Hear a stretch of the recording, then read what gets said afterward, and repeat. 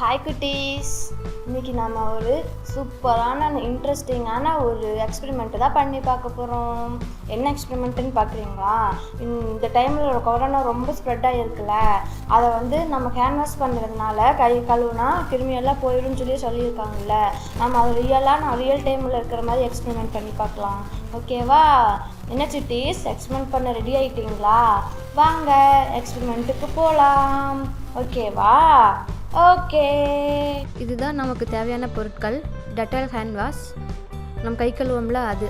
இதுதான் எடுக்கணுங்கிறது இல்லை, நீங்கள் சோப்பாக இருந்தால் கூட எடுத்துக்கலாம். உங்கள் வீட்டில் எது இருக்கோ நீங்கள் அதை பயன்படுத்திக்கலாம். அதைத்தான் நான் கொஞ்சமாக பவுல் ஊற்றி வச்சுருக்கேன் எக்ஸ்பெரிமெண்ட் பண்ணுறதுக்காக.